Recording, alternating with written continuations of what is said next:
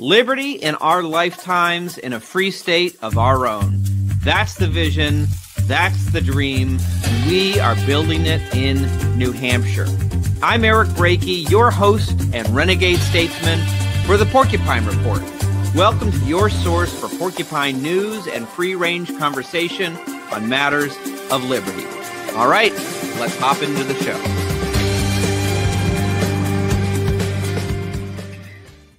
Hey there, all you porcupines, you. This is, as always, your host, your renegade statesman, your executive director of the New Hampshire Free State Project, Eric Brakey.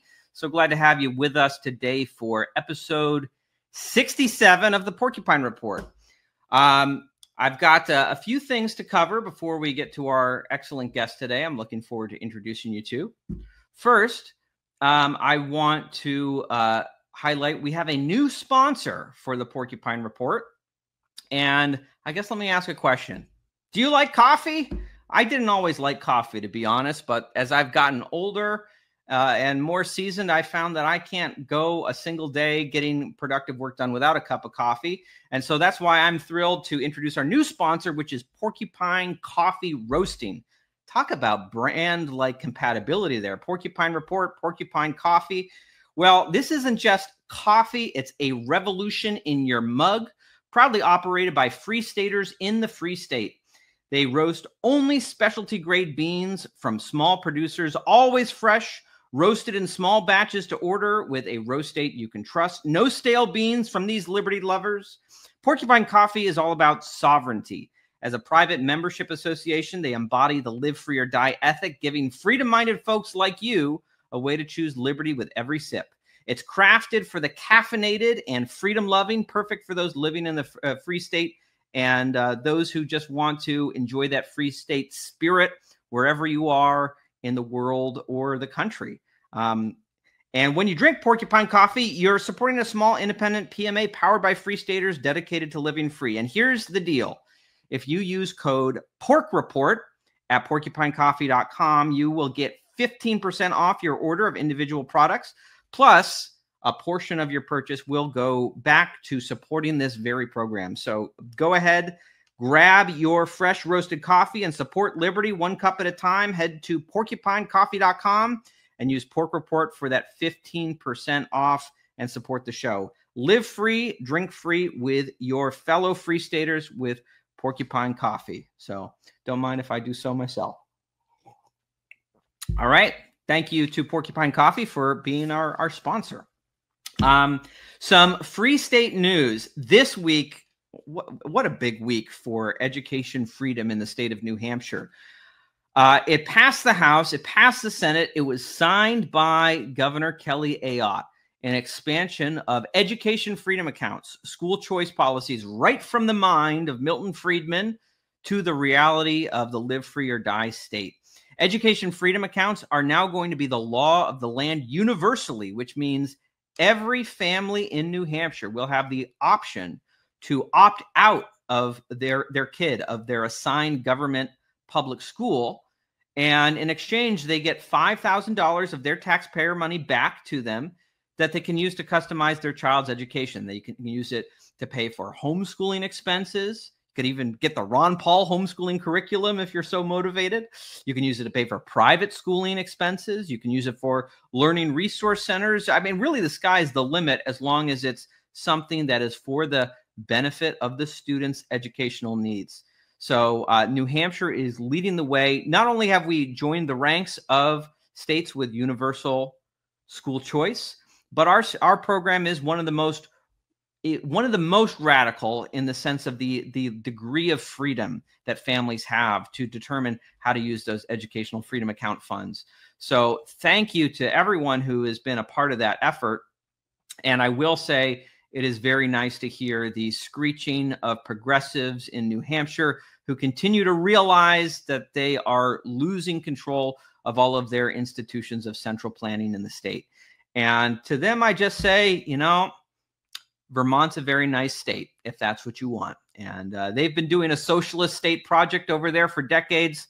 Maybe it's time to go join them, because New Hampshire is for libertarians and those who love our constitutional principles life, liberty, and the pursuit of happiness. That's what you'll find in New Hampshire, and we continue accelerating towards the free society we're building every single day with every single new mover that arrives to come and build a liberty homeland. So thank you for all who made this possible.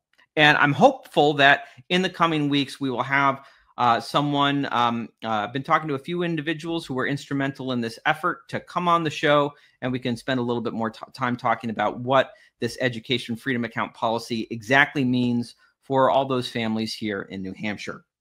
So looking forward to that great news. All right.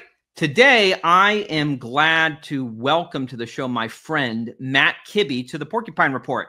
Matt is the president of Free the People, a liberty-focused educational foundation that uses storytelling to inspire the next generation to embrace personal freedom. A longtime advocate for economic and civil liberties, Matt's been a key voice in the libertarian movement for decades, with experience championing the ethos, don't hurt people and don't take their stuff. In fact, that's the name of one of his books, which I personally read. Actually, I got the audiobook version. It's a good read or a good listen either way. He's also a familiar face at Free State Project events, including PorcFest, and we look forward to welcoming him back this year, next week, for a screening of his documentary, Off the Grid with Thomas Massie. I will say, stick around after the show. One thing we really appreciate is that years back, Matt Kibbe created a promotional video for PorcFest with footage that he and his team captured there, and it's currently up. It's something that we use for promotional purposes on our own website, but we're going to add that video at the end of the show. So nice little bonus content for those who stick around until the end. And before we welcome Matt to the program, let's watch a quick preview of the documentary Off the Grid with Thomas Massie, which we'll be screening at PorcFest next week. This is the Shire. I mean, look at it. It can't get any more beautiful than this. And it stands in stark contrast to what lies beyond those hills. Eastward is Mordor.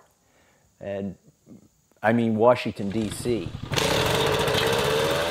There are a lot of labels floating out there. Libertarian-leaning Republican, constitutional conservative. I'll go with any of those labels. I don't really get caught up in labels. Look, I've been called a redneck and a hillbilly and a nerd and a geek. I find those to be terms of endearment now instead of derision. Some days in Washington, D.C., I feel like this little white calf here. I look around and say, how'd I get here? What am I doing here? Do I belong here?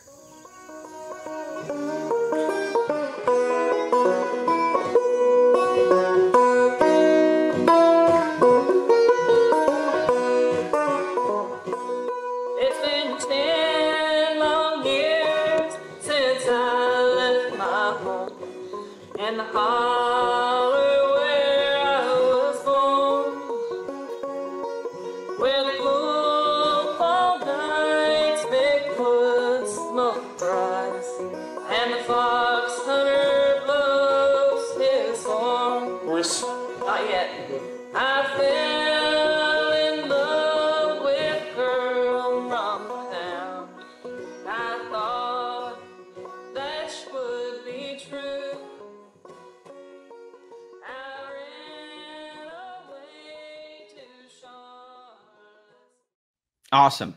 Let's welcome to the show, Matt Kibbe. Hey, Eric. How's it going? It's going well. Matt, I really appreciate you taking the time to join us. I know that you are currently on the other side of the country in one of the least free states out of the 50, but which happens to be hosting Freedom Fest this year in California. I know Freedom Fest is just getting started, and then some folks like yourself are zipping all the way to the East Coast for PorcFest. How are things on the ground there at Freedom Fest? Well, I feel like Palm Springs, California is the poster child for why you should move to New Hampshire, because it's about 105 degrees in the shade here.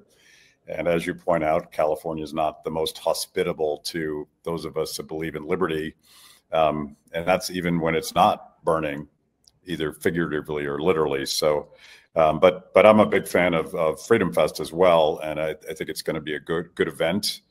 And every year despite what happens in Washington, D.C., I get more optimistic about the diversity of talent in the liberty movement and the various projects that are happening, and what we can do together when we put aside our differences and actually get to the work. So I love being here.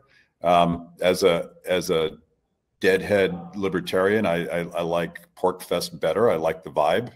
A bunch of well-armed hippies, as I like to describe you guys, which probably isn't fair to the non-hippies at PorcFest, but you get the thing. Like it's a community, right?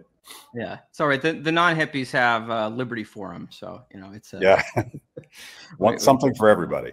Yeah, absolutely. Well, and that's what's great about PorcFest is you get to build what you want. And I know I'm sorry that I'm not at Freedom Fest this year. The timing of it made it impossible to be there with it. We're so busy preparing for PorcFest, but I know that our founder Jason Sorens is there this year, so the Free State Project is not totally unrepresented. And I'm sure there's always some Free Staters who make their way over there, even if it's all the way in California. But I'll look forward to hearing stories coming from Freedom Fest. I know attending last year, it's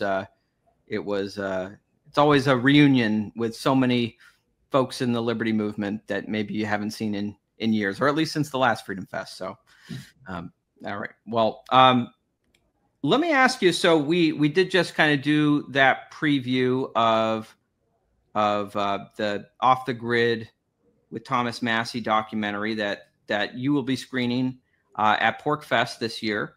I know it's been out for a couple years, but you recently released a director's cut. I guess a few questions there.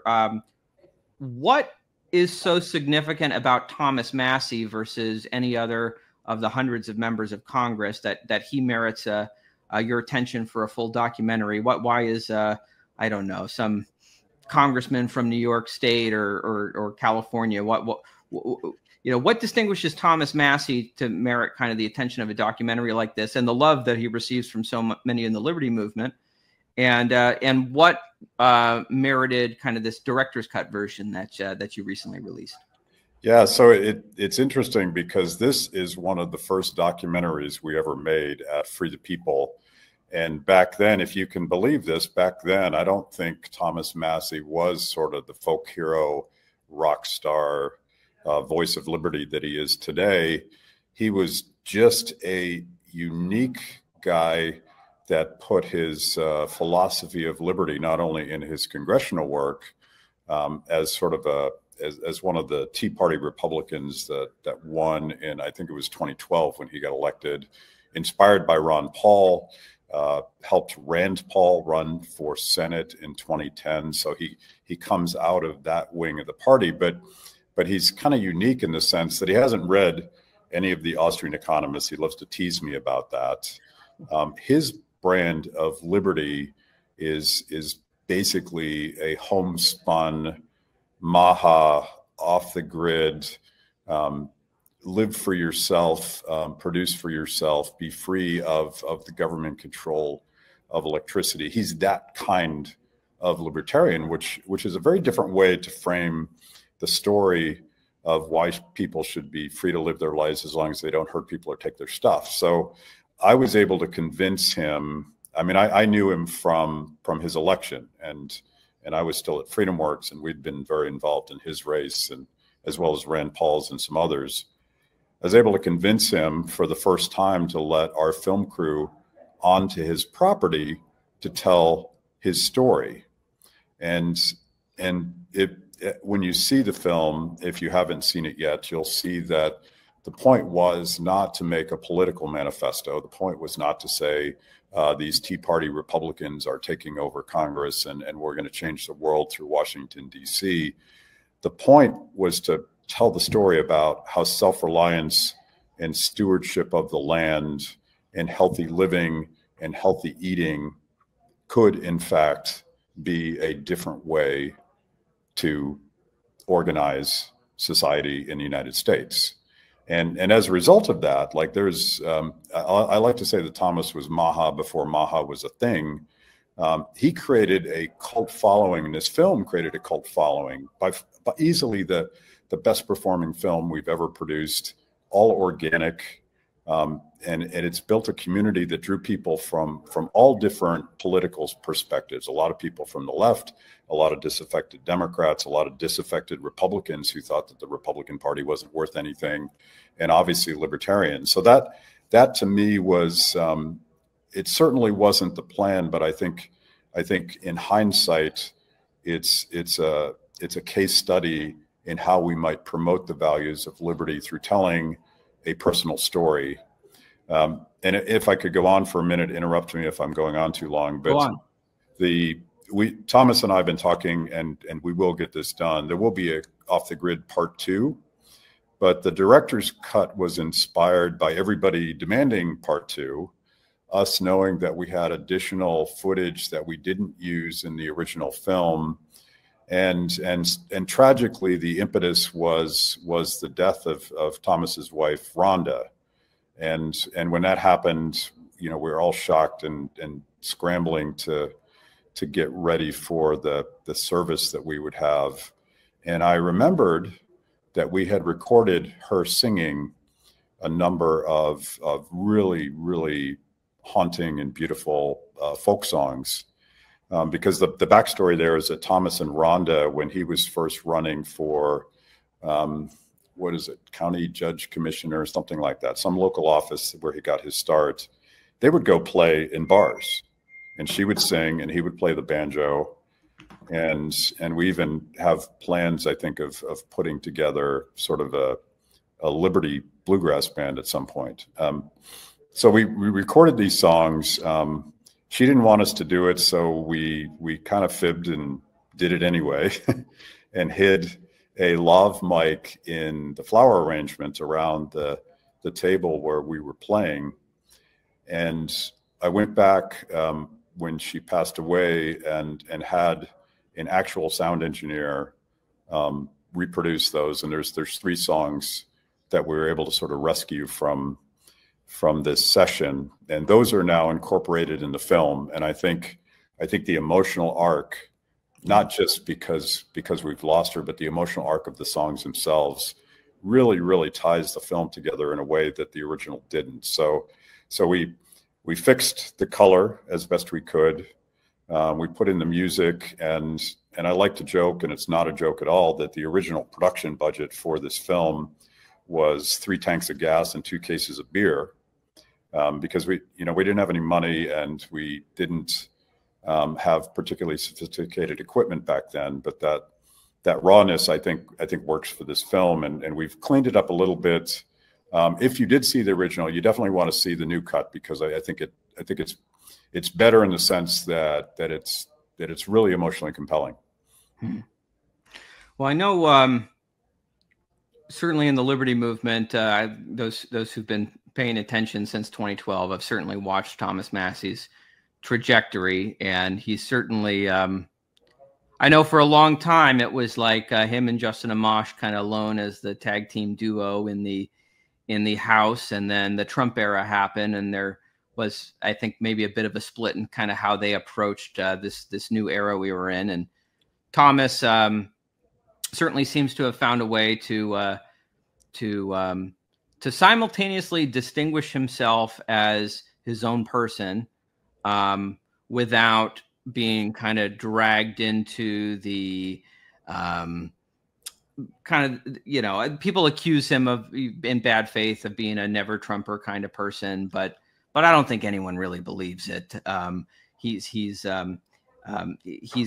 certainly earned the ire of Donald Trump on a number of issues where it seems that Thomas Massie has been more authentically kind of where the conservative base knows they're supposed to be than Trump has. And of course, that's been on, I remember right in the beginning of the COVID era, the giant, massive spending bill, which Donald Trump at the time was pushing amidst all the lockdowns as a way to try to bail out the entire economy.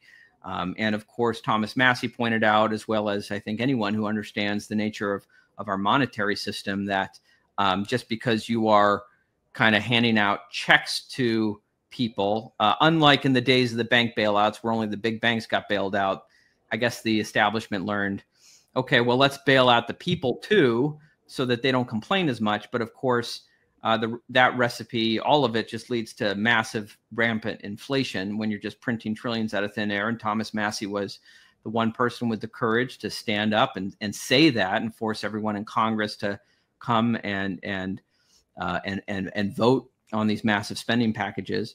And then, of course, fast forward to today, Trump and Massie are at conflict again over spending again, with what Trump has called the big beautiful bill, which of course this has caused a split not just with Massie. Massie was perhaps the first figure to really kind of publicly on the right challenge this thinking, but now Rand Paul is in the crosshairs on this issue, and of course this has led to a great fissure between Donald Trump and Elon Musk on the issue of spending.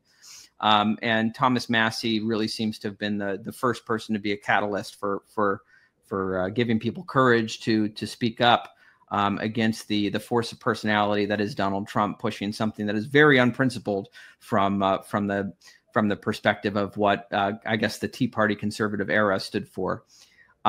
What is your take on this moment of this kind of this clash and this fissure that seems to be happening on the national level between the more libertarian figures in the Republican Party, like Massie and Rand and Elon Musk, and Trump and the more reflexive MAGA movement that is either so focused on immigration to the exclusion of all other things, or is just kind of wrapped up in the cult of personality around Donald Trump, where wherever he goes, they'll follow? Yeah, it's interesting because my history, I was a trained economist from Grove City College and George Mason University, and some of my first jobs in Washington, D.C. were as a budget economist, both for the U.S. Chamber of Commerce and eventually the House Budget Committee. So I sort of cut my teeth on the budget wars, and it's like Groundhog Day. We have the same fight over and over and over again, specifically with Republicans, and it's the same tricks, it's the same rhetoric, and the same result, going all the way back to the 1990 budget deal, when I was just a very young economist, fighting Republicans who wanted to raise taxes and increase spending with a promise to cut spending in the out years later. Now, Donald Trump is not proposing in the big beautiful bill to raise taxes. He's just extending the current tax rates, which I think is a very important thing to do. And both Rand Paul and Thomas Massie support that.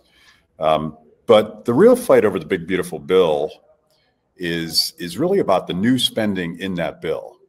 Under budget reconciliation, they are inexplicably spending about $400 billion more in new programs, primarily on border security and national defense.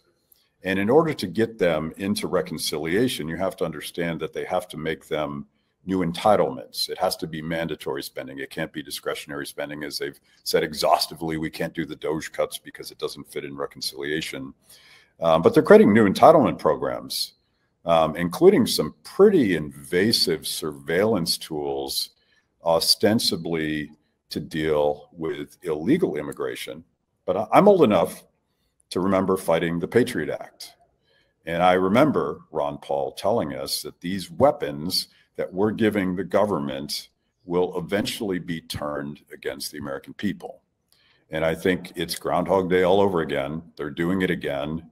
Yeah. And you have the Trump administration simultaneously making the argument that because of our efforts, we've cut illegal immigration across the border by 95%.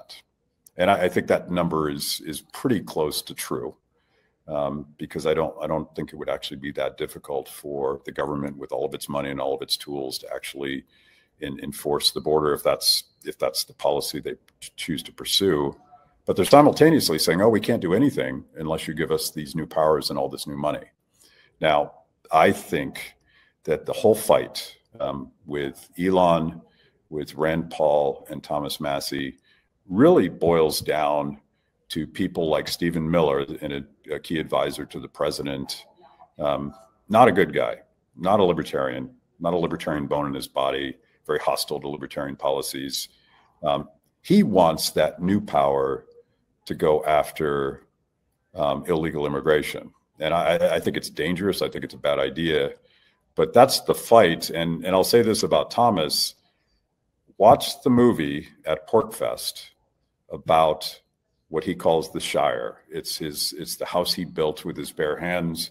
It's his property. It's ancestral. It's where he lives free. That's his superpower, because you can't hurt him in Washington, D.C., because the worst thing that ever happens to Thomas Massie is that he's free to go back and live his life.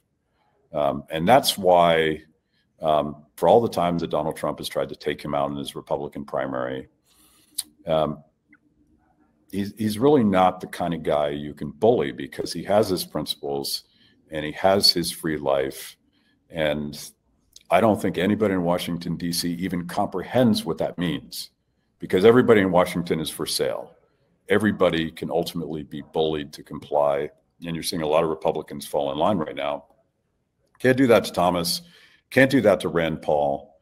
And I love the fact that these dissident voices exist, because when I was younger, all we had was Ron Paul, but Ron was so alone that his voice could be marginalized. You now have U.S. senators and U.S. congressmen who will join Thomas and Rand on various occasions all the time.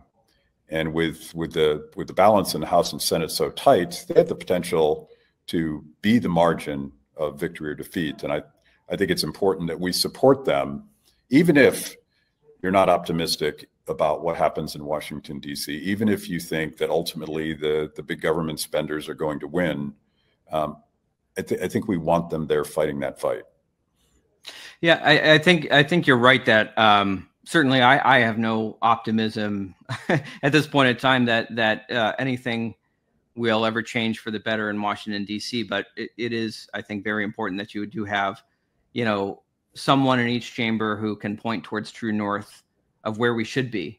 Otherwise, it's very easy to just, for people to get lost. And I remember in the era before the Tea Party where we were, of kind of this general sense of, this Fox News driven narrative of like Republicans good, Democrats bad. And that was kind of as simple as it was. It was only because you had a figure like Ron Paul who was willing to stand apart and point out, this is where Republicans actually should be. It's not just enough to be 5% better than the Democrats on these marginal issues, like when we're kind of heading towards tyranny and a fiscal cliff. It's anyway. But back to what you were saying about Stephen Miller, because I think I did see on social media him not just kind of attacking Rand and Massie, but attacking the libertarian wing of the Republican Party in general. And I certainly, as I've watched kind of these faction fights within the Republican Party, really, I mean, I guess my entire, decade and a half in politics has been about these factional fights in the Republican Party, from the days that the neoconservatives were in charge. And I certainly saw the rise of this MAGA movement as an opportunity to displace the neoconservatives and to form kind of coalitions between the Liberty wing and the MAGA wing. But I suppose I always understood to some degree that once the neoconservatives are displaced to some degree, to what degree are these coalitions actually going to hold together? Or are we going to have like a what do they call it? Eventually they'll turn in on each other because different goals. And certainly Stephen Miller seems to be represent maybe some of the worst elements of that MAGA faction, or more, at least a more authoritarian strain of it. But to your kind of point on illegal immigration, right? It certainly does seem to me there are a lot of ways we can fight illegal immigration. I always like, what Ron Paul proposed as a partial solution is just like cut off the welfare payments, stop funding welfare for non-citizens, and those who are here to work and contribute may stay, but the folks who are here primarily because of the welfare incentive structure that we've created will leave on their own. You could do that without creating an entire surveillance state.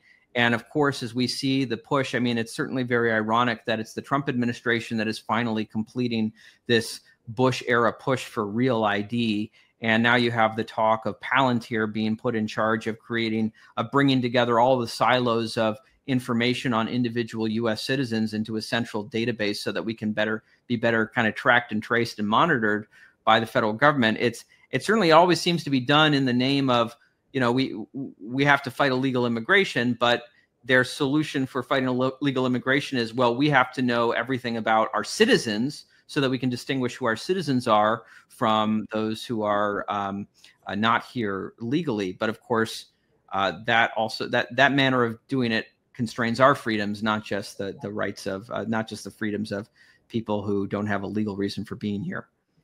Yeah, like it's to talk about the Stephen Miller wing of MAGA. There's it in many ways indistinguishable from the neoconservatives because they are big government Republicans.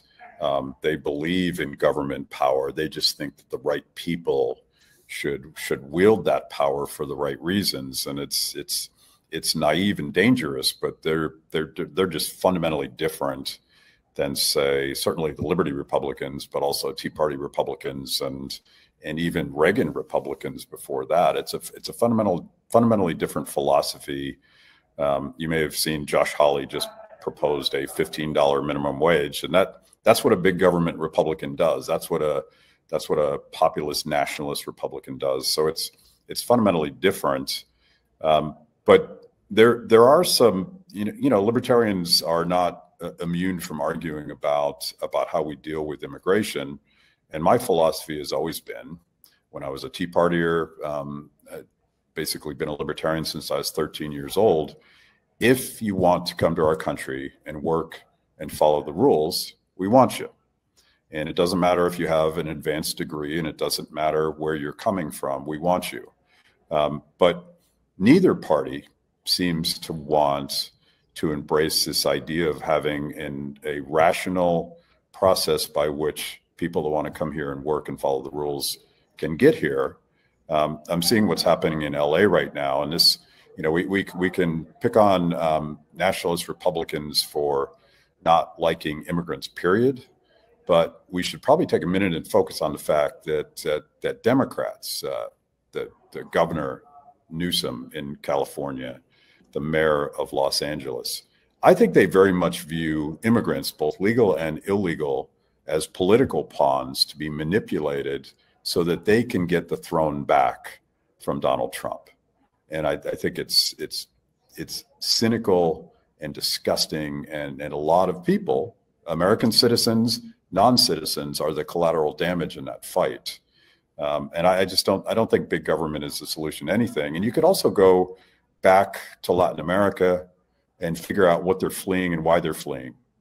And you could point to the war on drugs, and you could point to the destruction of their homes and the safety of families in Honduras who are doing that extraordinary thing and bringing their family all the way to the southern border. Why are they doing that? It's in large part because of government policy that we've implemented. You could say same thing about countries where we've prosecuted the war on terror, constantly bombing them, regime change that brings the Taliban back after 20 years in Afghanistan. So we should look at Rand Paul foreign policy first and figure out why it is that there's so much pressure to come to our country, because I've met plenty of immigrants who would love to stay in their country, but for all sorts of reasons, it's not a good option for them. So I think we should at least understand why it's happening. And I just don't think that very few people in either political party are interested in fixing those problems, because they love dividing us and they love using immigrants as political pawns. Yeah, it certainly has always been, stunning to kind of realize how disconnected the conversations are between our government's foreign policy and immigration to this country. And it certainly, I've come to the conclusion that this kind of mass immigration is a natural symptom of having a global empire. And I remember a coming to that conclusion in 2018 when I was running for U.S. Senate, and one of the big things was the mass immigration from Syria with Syrian refugees. And it was all over the news, Syrian refugees coming to Europe, coming to the United States. But there was never part of that conversation like, why are people fleeing Syria? Oh, it's because like we've been funding a civil war over there and empowering like Al-Qaeda forces to try to do a regime change operation against the Assad government. Right. And these two things are both talked about, like were talked about in the media to some degree. Right. The framing on what was going on militarily in Syria certainly was very different than how I would frame it. But it's like never did those two conversations happen together. It's like they don't they want to keep the American people. I think the same as what Ron Paul tried to highlight, kind of the reasons for the contributing factors to the 9/11 attacks. Right. They want to keep the people from connecting these two thoughts that our foreign policy does have actual ramifications for us here in the homeland on what's happening here, whether it's terrorist attacks or mass immigration or the like. No, I really appreciate what you're saying there. And let me ask you, what do I did actually want to mention one other thing that you had brought up. The way that people are being used and immigrants are being used as political pawns. I mean, it certainly is hard to not notice that votes are the currency of our system. And, these are the very same people who are happy to inflate our actual currency in order to enrich themselves and their friends. And so if they can inflate the supply of votes through kind of mass migration, then it certainly seems impossible to ignore the incentive structure that is there. And even, I guess, even if people can't immediately vote, though there are always pushes on the left, and I've seen this in Maine, for allowing non-citizens to vote, particularly in local elections, and not caring so much when it does happen in other elections as well. Even beyond that, the fact that congressional district allocation is done by, population, irregardless of whether people are registered voters or not, or citizens or not, it certainly allows for states like California to grow their congressional, their weight in the House of Representatives by allowing kind of mass migration, illegal migration to their country. I'm sorry, to their state. So I think you're right on all of that. Anything you want to say to that? Or I did want to ask you about what you make of kind of where Elon Musk is in all of this right now. Well, it's funny. I was going to say that this is a point that Elon Musk made, and I think his analysis that the Biden administration was letting the chaos on the southern border happen. Again, the people are the pawns in this game, in a very dangerous situation for families desperately trying to get across the border. They were being used because the math for congressional districts, and California is bleeding people because Americans are fleeing those policies and moving to places like Texas and Florida. And New Hampshire. Hopefully New Hampshire. Do you have Californian refugees in the Free State Project? Yes, but only the good ones. Only yeah, you got to live in liberty. There has to be a quiz, right, so to make sure that you don't turn New Hampshire into California. Yeah, and we're always and that's always kind of a regular. There's always kind of regular debate about how to make sure those coming to New Hampshire have the right principles. But we got some great folks out of California. But whenever a Democrat utters with reverence the word democracy, you know that what they're really talking about is power and control, and how they might continue to rig the game to get back the crown in the Game of Thrones. So I think Elon was pointing that out, and I think very credibly so. He's like and I don't think the Stephen Millers of the world don't appreciate how important and how different the Trump 2.0 coalition was. And you certainly had the Maha wing of the party, people like obviously RFK Jr. and Nicole Shanahan, and a number of people that were very influential in the Democratic Party that came over. Elon Musk was a Democrat that that came over, a lot of the tech bros, a lot of the cryptocurrency guys, and some libertarians made the Trump 2.0 coalition a very different coalition than MAGA 1.0. And to tear that apart so that they can get new spending programs and jam through this big, beautiful bill.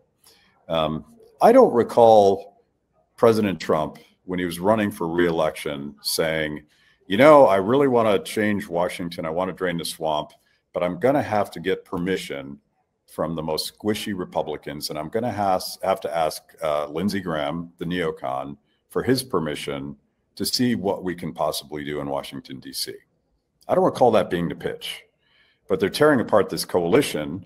And, you know, we don't know where Elon is today. He apologized for some of his more inflammatory posts when he and Trump were having that sort of epic knockdown drag out. But I think the net effect, optimistically, I always try to be optimistic about this stuff.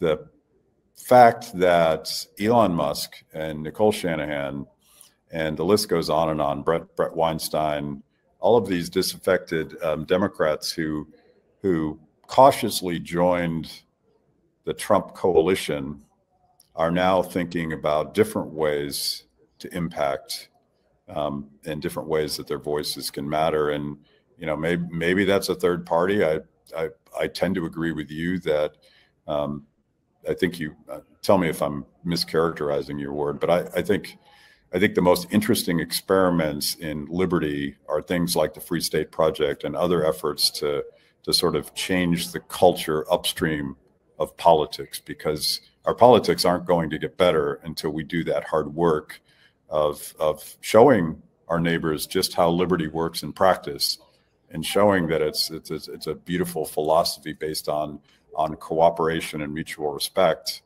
And, you know, we're not necessarily going to do that by creating another political party.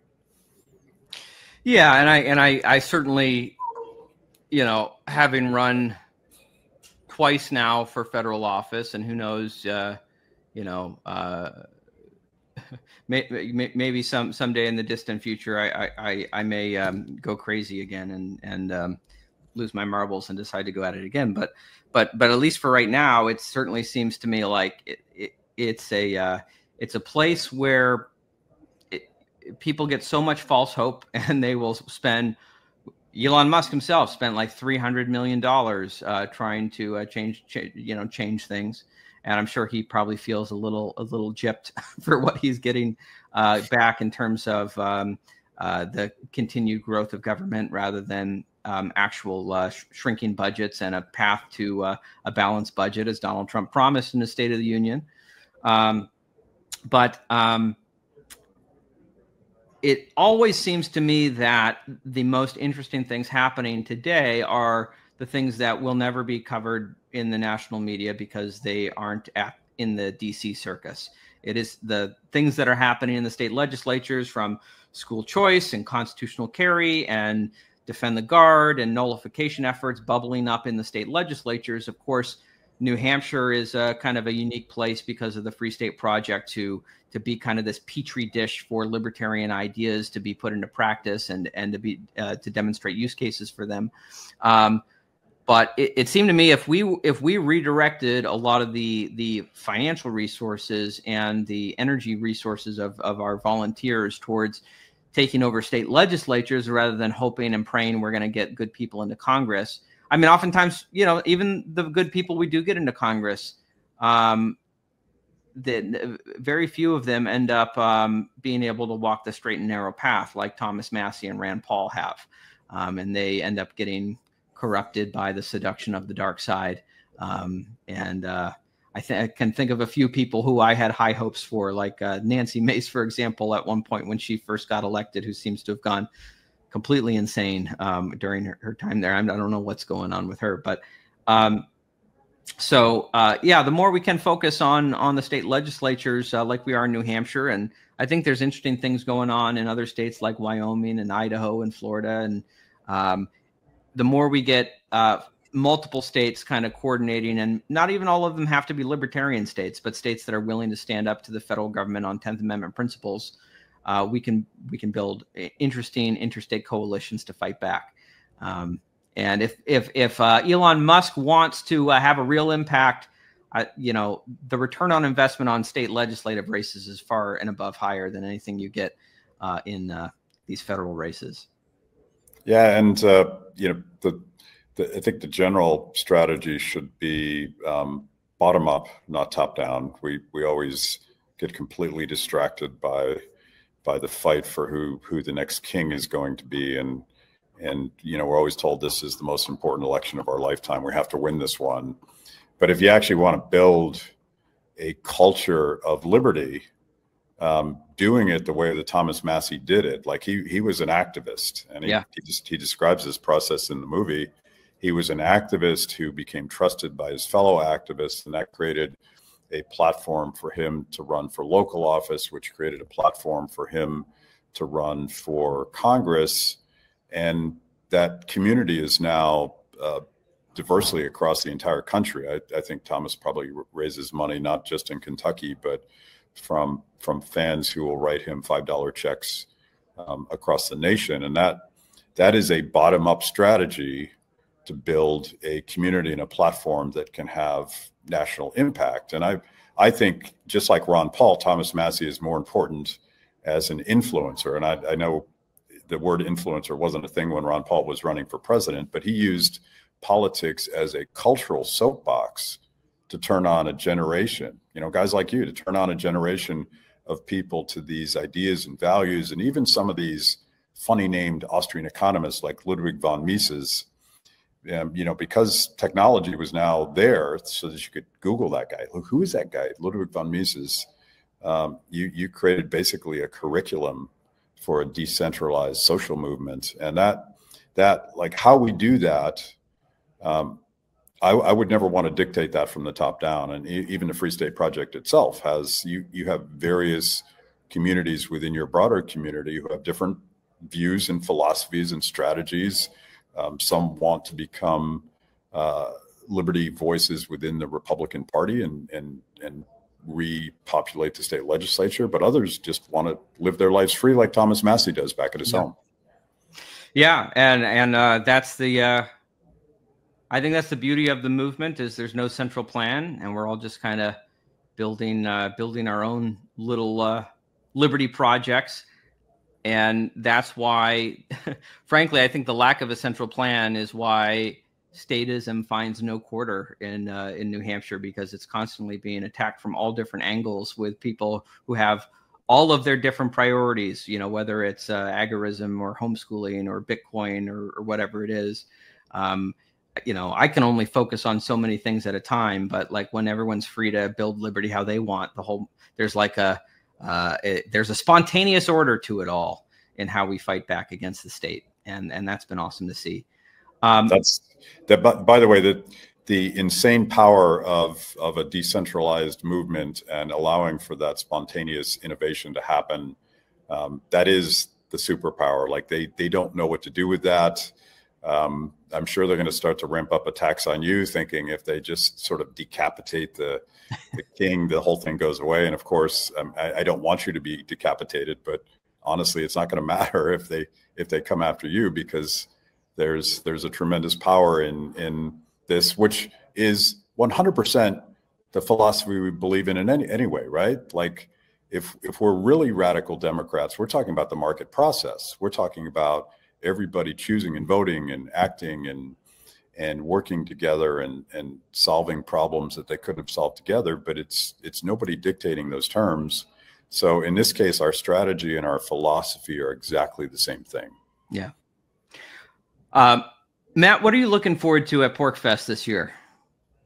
Well, besides the beer, and I love the small wing of PorcFest that are really into their craft beers, and I would count myself in that. Terry and I are giving a talk that we just sort of finalized today, called something like "Why Dictators Hate Artists," and it's really about some really interesting stories in history, whether it be the Velvet Revolution or uprisings in Cuba, punk rock in the Soviet Union, fill in the blanks. The first things that dictators go after are cultural influencers, people that can ignite hearts and minds. And maybe it's through a screenplay, maybe it's through a poem, maybe it's through a novel, maybe it's through a song. And they go after those guys before their political enemies, because that is the real danger, that people would think for themselves, that people would be sort of ignited by that. And we're going to try to apply that to some of the projects that are happening in New Hampshire and elsewhere, so that people with all of our diverse talents can realize that we don't just need people to run for office.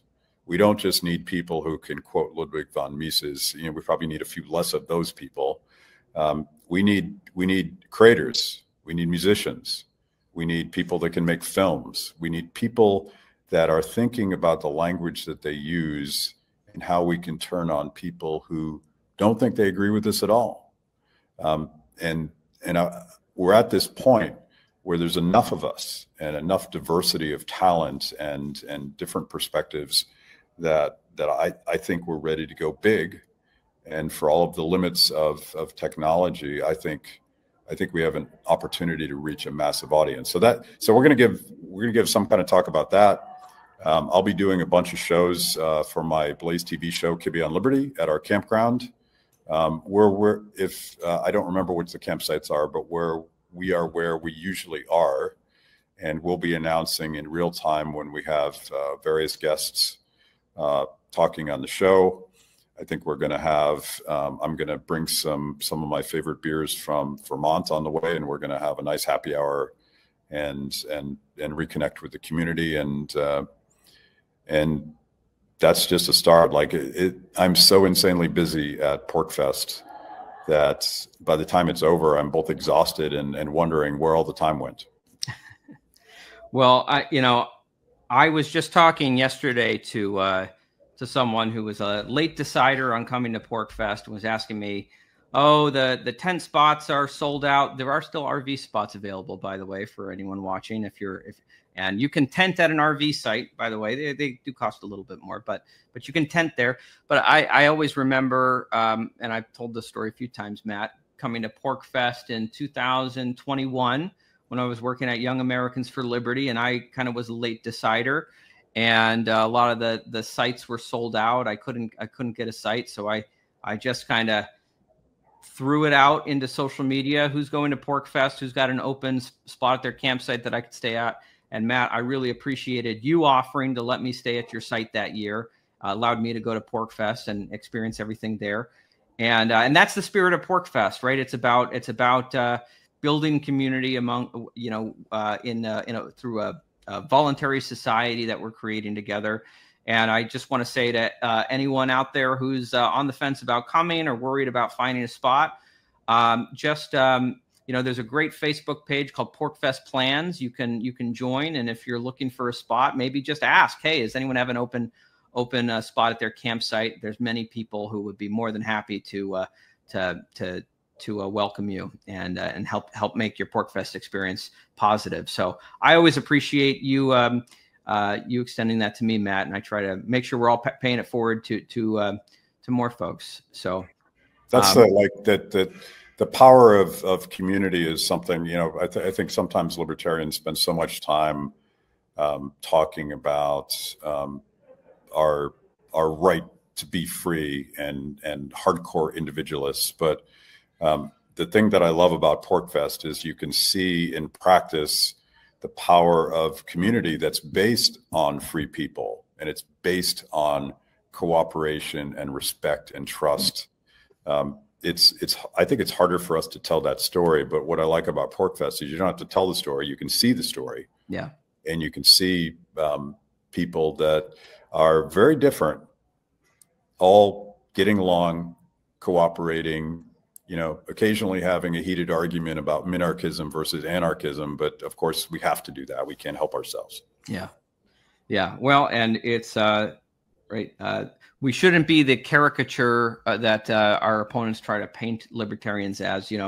No man is an island. Believing in liberty and individualism doesn't mean that you don't build ties and community with people. In fact, it just means that you don't use violence to try to enforce your way on others. So, and that's the spirit of PorcFest. So, Matt, we're reaching the end of the hour. Let me give you the final word. Anything you want to share? Anything you want to promote?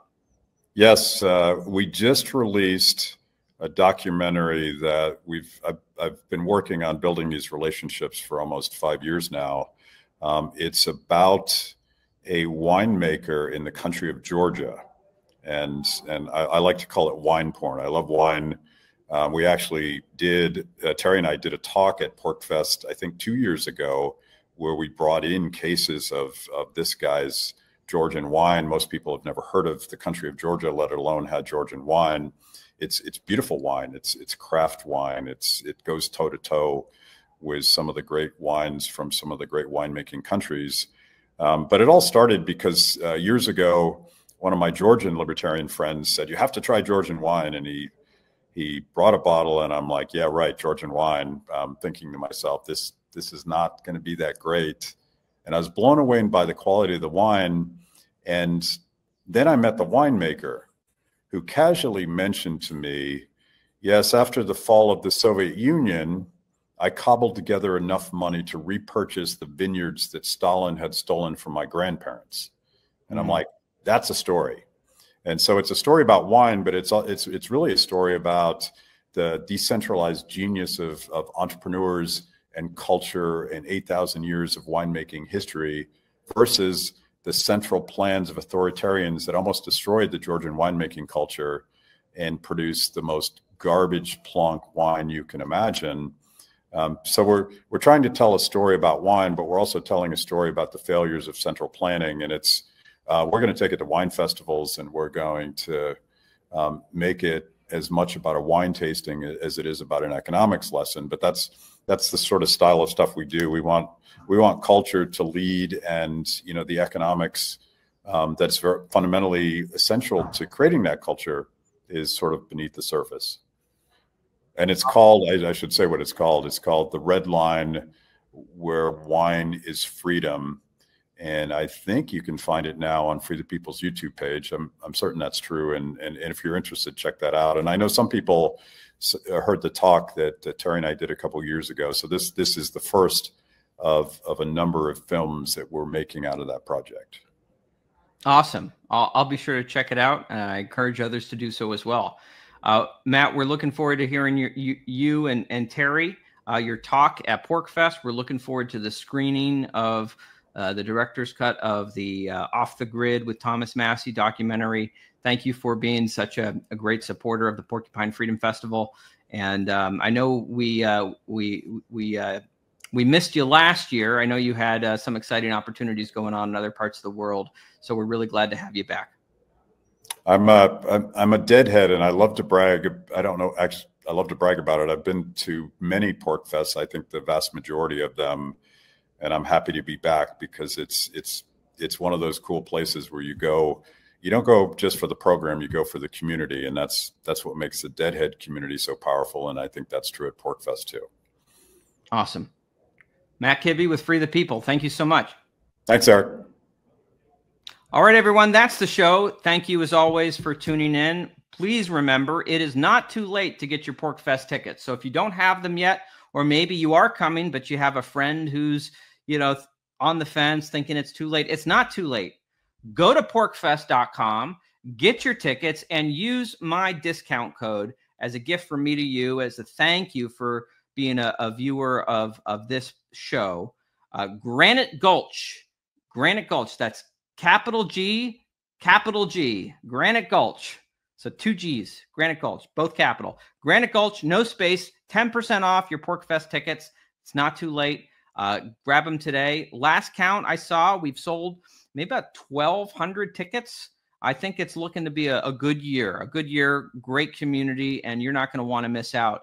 And what I really love seeing is families are coming out in force to PorcFest. We've really consciously worked in recent years to emphasize the fact that this is a family-friendly freedom festival as we've built up our family programming with Porcupines.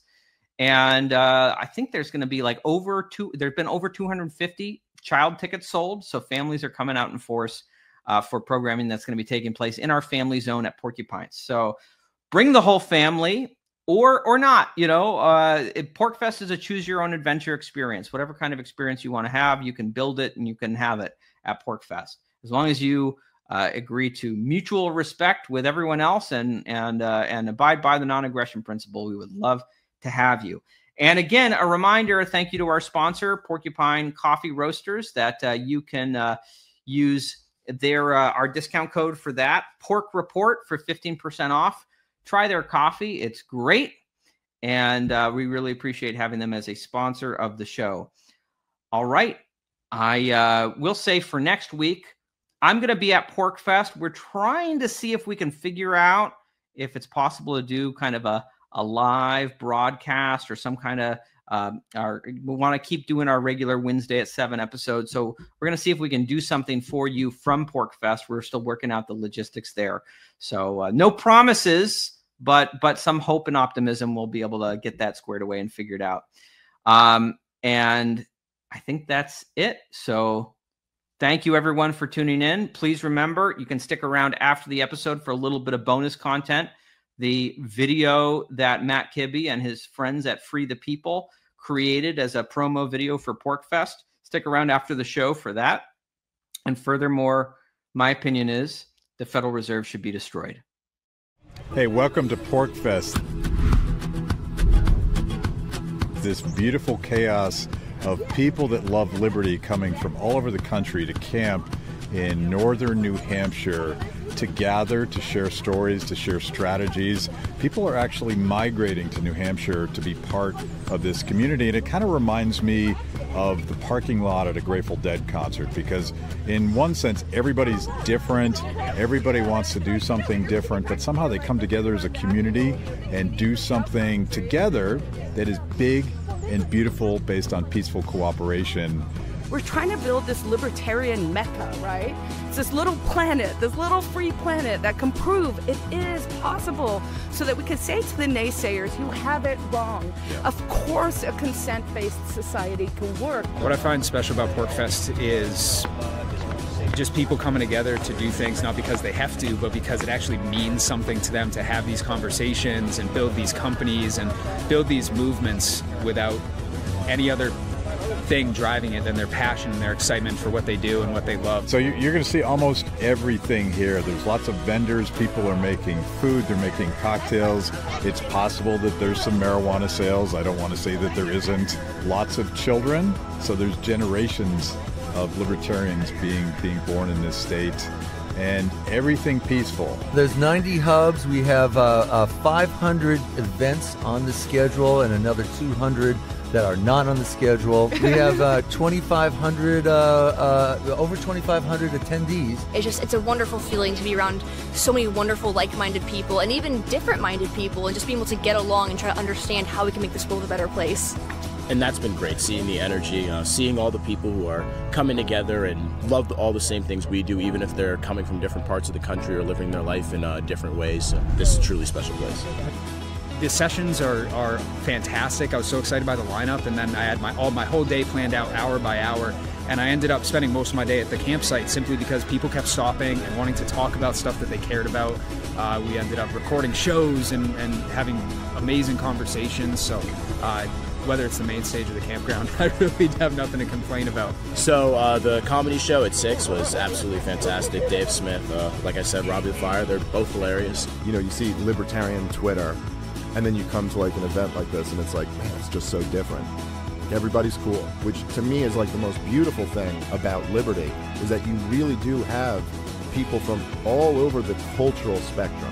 I mean, there's like everything from Christians to, you know, people who are like going to do acid in the woods. It's a really beautiful thing. I've been able to see Matt talk many times, Matt Kibbe, about his experiences and just his passions, and it's amazing to have the Free the People folks here talking about how to tell good stories about liberty. It's one of the things we're so terrible at, is convincing people in their hearts and minds. Hearts oftentimes falls to the back burner. Seeing Matt's success, seeing Free the People's success is just incredibly powerful, and hopefully it's a lesson that everyone at PorcFest can take and build something with, and hopefully do a better job messaging liberty for years to come. You guys need to understand what this is, because it is everything about freedom and liberty and the principles of libertarianism put in practice.